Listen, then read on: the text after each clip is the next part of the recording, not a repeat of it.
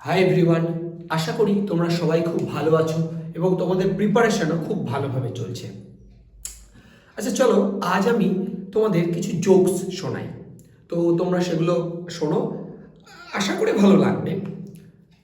আচ্ছা তোমাদের আমি একটা কোশ্চেন জিজ্ঞেস করি, বলো তো শাহরুখ খান, ইনি একজন সুপারস্টার আমরা জানি, ইনি কখনো রোজা এই যে বা উপোস যাই বলো এই টাইপের কিছু করতে পারবে না, কেন বলো তো?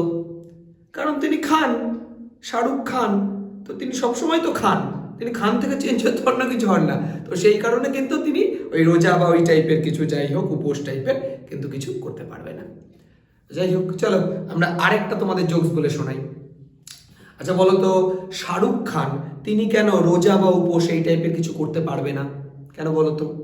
কারণ তিনি খান, তিনি শাহরুখ খান, তো উনি তো খান, তাহলে কি করে অন্য উপোস রোজা বা উপোস করে থাকবে? বুঝতে পেরেছো? আচ্ছা চলো আরেকটা জোকস বলি। আচ্ছা বলো তো শাহরুখ খান কেন রোজা বা উপোস এই টাইপের কিছু করতে পারবে না, কেন পারবে না বলো তো? কারণ তিনি খান, শাহরুখ খান, তিনি তো খান, তিনি কি করে উপোস বা রোজা এই টাইপের কিছু করবেন? তিনি তো অলওয়েজ খান, তাই তো? তো দেখো এবার এখন প্রথমবার যখন আমি জোকসটা বললাম তখন হয়তো তোমাদের মনে হতে তোমাদের হয়তো একটু হলে হাসি লেগেছিল বা কিছু জন হাসি লাগেনি, যাই হোক এটা তো আমি বলতে পারবো না, তবুও একটু একটু হলে হয়তো হাসি লেগেছিল প্রথমবার। দেখো দ্বিতীয়বার একদমই হাসি খুব একটা লাগেনি, তৃতীয়বার তো একদমই লাগেনি। তোমাদের কি মনে হচ্ছে ব্যাপারটা উল্টো পাল্টা বকছে, একই জিনিস বারবার বারবার বলছে, মানে তোমার পাগল মনে হচ্ছে ব্যাপারটাকে। তাহলে তুমি একটা জিনিস ভাবো যে তুমি একটা জোকস বা একটা মজার ব্যাপারের ওপর তুমি একবারই মজা পাচ্ছ, তাহলে একই বিষয়ের জন্য দুঃখ কেন বারবার পাও, তাই না? তো দেখো প্রত্যেকের জীবনে কিছু না কিছু কিন্তু খারাপ ঘটনা ঘটেছে, কোনো বাজে এক্সপিরিয়েন্স আছে, তার সাথে সবার লাইফে এরকম কিছু না কিছু আসে, অতীতে কিছু না কিছু তো আছেই আছে। তো সে জায়গায় দাঁড়িয়ে থেকে সেই জিনিসটা নিয়ে যদি আমরা বারবার সেটাকে মনে করি এবং সেটাকে নিয়েই সবসময় এগোতে চাই, আমরা কিন্তু প্রপার ওয়েতে এগোতে পারবো না। নিজের কাজের ব্যাঘাত ঘটবে, নিজের ক্রিয়েটিভিটি নষ্ট হবে, নিজের যে কাজের প্রতি যে মনোযোগটা সেটা কিন্তু বেশ ব্যাঘাত ঘটবে আর কি, বা সেটা কিন্তু প্রবলেম সৃষ্টি হবে।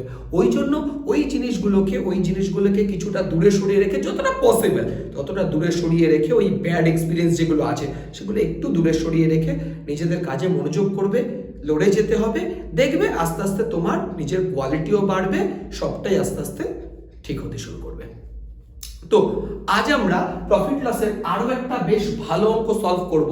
বেশ ভালো অঙ্কটা, একটু কনসেপ্ট ভালো করে বুঝবে, দেখবে কিছু অঙ্কে দেখবে দেখবে কিছু ডেটা এমন দেওয়া থাকে সেগুলো কিন্তু তোমার কোনো কাজে লাগে না, জাস্ট ওটাকে কনফিউশন করার জন্য তোমাকে ওই ডেটাটা দেওয়া হয়। আজকের অঙ্কের সাইজটা একটু বড়, মানে কোশ্চেনটা একটু বড়, কিন্তু যখন আনসারটা করব, যখন বোঝাবো, তখন বুঝতে পারবে অ্যাকচুয়ালি আমরা অনেকের মধ্যে এটা আমাদের মধ্যে আছে যে বড় কোশ্চেন দেখে ছেড়ে দিই, এত বড় কোশ্চেন কি করে সলভ করব। অ্যাকচুয়ালি বেশিরভাগ ক্ষেত্রে কি হয়, সবসময় বলিনি, বেশিরভাগ ক্ষেত্রে কি হয়, বড় কোশ্চেনে কি হয়, ডেটা বেশি পরিমাণে থাকে, অঙ্কগুলো করতে খুব সুবিধা হয়, তাড়াতাড়ি হয়। যে কোশ্চেনে ডেটা যত বেশি তত অঙ্ক করার ক্ষেত্রে সুবিধা হয়, আর যে কোশ্চেনগুলো বেশি ছোট ছোট হয় দেখবে তাতে ডেটা কম থাকে, তাতে করা কিন্তু তুলনামূলক একটু কঠিন হয়। তো যাই হোক অঙ্কটা করছি, ভালো করে শোনো। বলেছে a milkman purchased milk from a dairy where in the farmer mix up 3 litres of freely available water with every 7 litre of pure milk. তার মানে একটা লোক, ধর আমি ট্রেডার, আমি কি করছি, একটা জায়গা থেকে দুধ কিনছি, সেখানে কি করছে, সেখানে যে দুধ বিক্রেতা আছে সে ওই 7 লিটার দুধের সাথে 3 লিটার করে জল মিশিয়ে দিচ্ছে, 7 লিটার দুধের সাথে 3 লিটার করে জল মিশিয়ে দিচ্ছে, ভালো কথা। Fortunately, the milkman caught him mixing up the water but could not figure out the exact amount of water in the mixture. তো যাই হোক, হয়তো আমি গিয়ে ব্যাপারটা দেখে ফেলেছি যে দুধে জল মেশাচ্ছে, ভাগ্যবশত দেখে ফেলেছি, কিন্তু এটা আমি ফিগার আউট করতে পারছি না বা বের করতে পারছি না তিনি অ্যাকচুয়াল কতটা জল মিশিয়েছেন। স্বাভাবিক, উনি জল মেশাচ্ছে আমি দেখেছি, কিন্তু কতটা মিশিয়েছে সেটা তো আমি বুঝতে পারছি না, আর সম্ভাবনা আমার পক্ষে বোঝা, তাই না?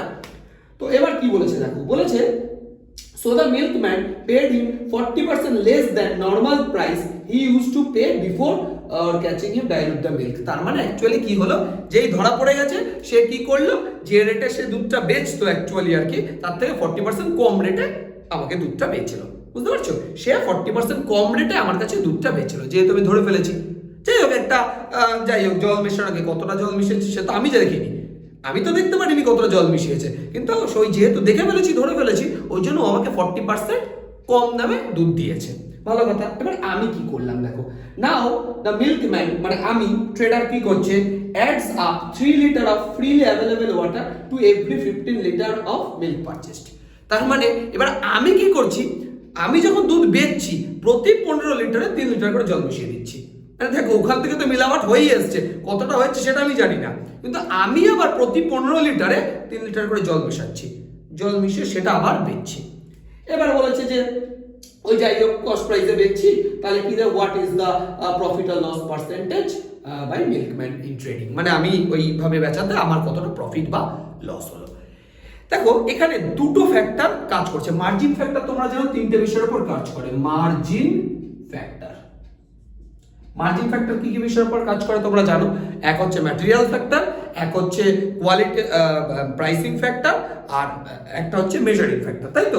এখানে দেখো মেজারিং এর কোনো ব্যাপার কিছু নেই, এখানে দুধের সাথে জল মেশাচ্ছে ম্যাটেরিয়াল কমা দিচ্ছে, তাহলে ম্যাটেরিয়াল ফ্যাক্টর আর প্রাইসিং ফ্যাক্টর একটা ডিসকাউন্টের ব্যাপার আছে, তাই তো। তাহলে এখানে কি কি বিষয়ের উপর কাজ করছে, একটা হচ্ছে ম্যাটেরিয়াল ফ্যাক্টর ইনটু একটা হচ্ছে প্রাইসিং ফ্যাক্টর, PRICING, প্রাইসিং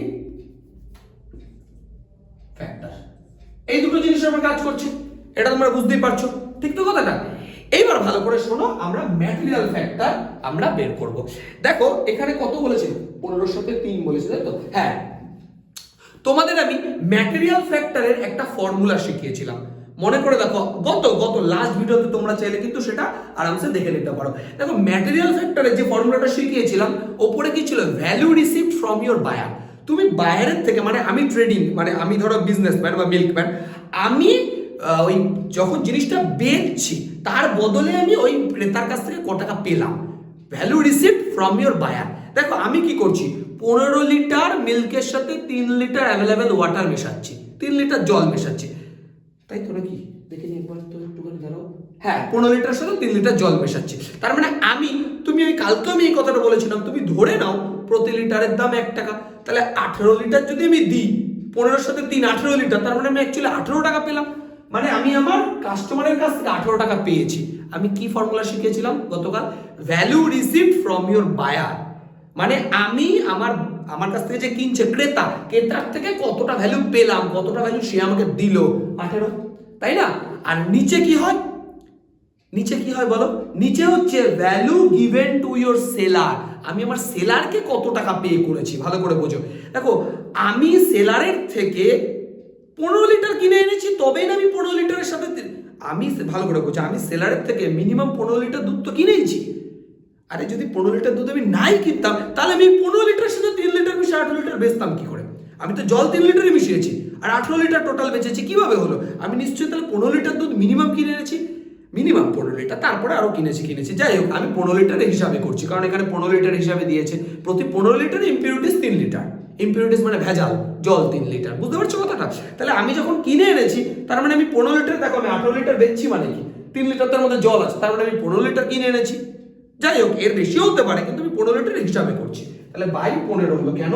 কারণ value given to your seller, মানে আমি আমার সেলারকে, মানে আমাকে যে বিক্রি করেছে, ওই যে বিক্রেতা, ওই যে ফার্মারের লোকটা ওইখানে, বুঝতে পারছো, সে আমাকে ক টাকায় বেচেছে, 15 টাকায়, ইনটু।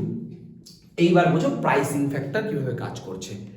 আচ্ছা, প্রাইসিং ফ্যাক্টর, দেখো প্রাইসিং ফ্যাক্টর কিভাবে কাজ করছে আমি একটু বলি। দেখো প্রাইসিং ফ্যাক্টর ব্যাপারটা কি, এখানে প্রাইসিং কিভাবে কাজ করছে, ডিসকাউন্ট হিসাবে কাজ করছে। প্রাইসিংটা কিভাবে কাজ করছে বলো, ডিসকাউন্ট হিসাবে, ডিসকাউন্ট দিচ্ছে।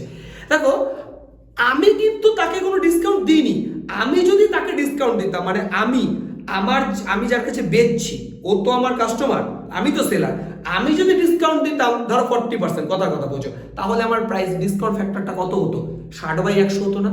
দেখো আমি বারবার বলি, এখানে প্রাইসিং ফ্যাক্টর মানে ডিসকাউন্ট ফ্যাক্টর, এখানে তো মার্কআপ করার কিছু ব্যাপার নেই, ডিসকাউন্ট দিয়েছে, ঠান্ডা মাথায় বোঝো।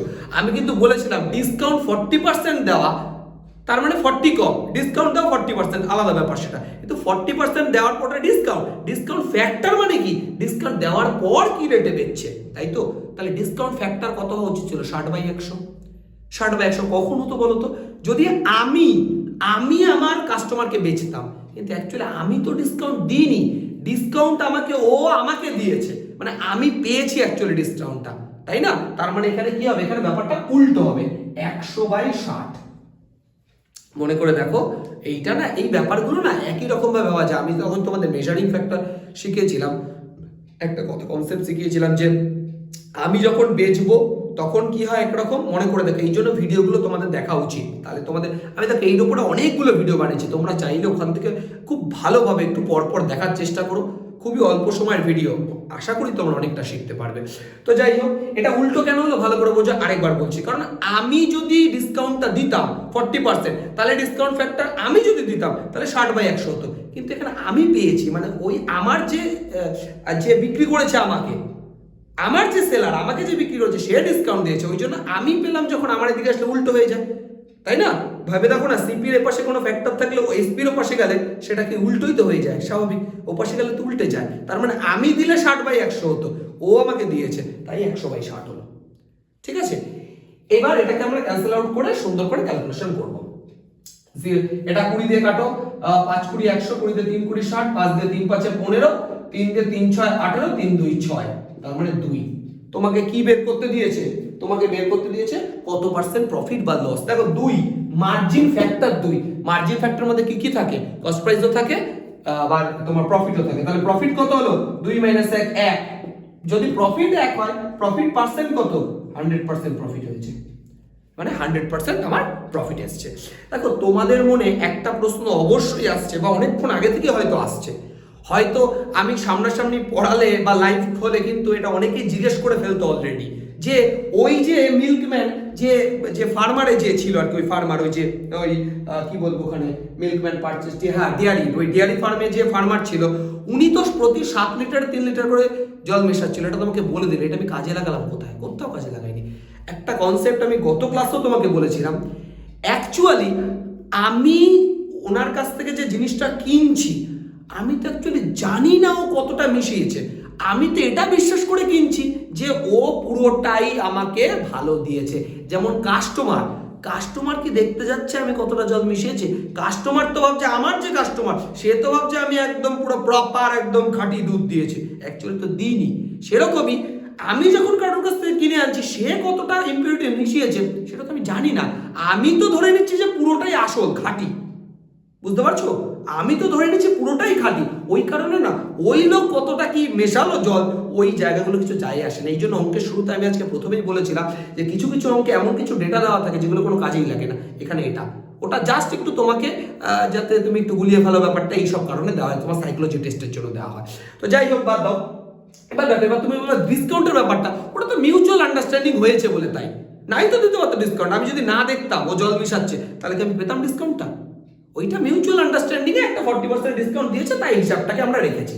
ঠিক আছে, যদি ডিসকাউন্ট না দিত তাহলে নর্মাল এইটার উপরে তো বেস করতো। আগের দিনের অঙ্কে দেখো শুধু এইটুকুই করেছিলাম, তাই না? ওপরে হচ্ছে কতটা আমি বাইরের থেকে ভ্যালু পেলাম, আর নিচে হচ্ছে আমি কতটা মানে আমার সেলারকে দিয়েছি। ঠিক আছে, ভ্যালু গিভেন টু, ওপরে কি হয়? ওপরে হয় value received from your buyer, নিচে হয় value given to your seller. যাই হোক, তাহলে বুঝতে পারলে এই জায়গাটা, আশা করি বুঝতে পারলে। তো তোমরা ভিডিওটা পারলে আর 1-2 বার দেখে নিও, অঙ্কটা বেশ ভালো বোঝার মতো একটা অঙ্ক। এরকম ভিডিও আমি আরও চেষ্টা করবো আনার, তোমরা একটু সাপোর্ট করো। যদি ভালো লাগে একটা লাইক কমেন্ট। তো দেখো আমি ভিডিও কিন্তু প্রায় প্রতিদিনই করছি, চেষ্টা করছি।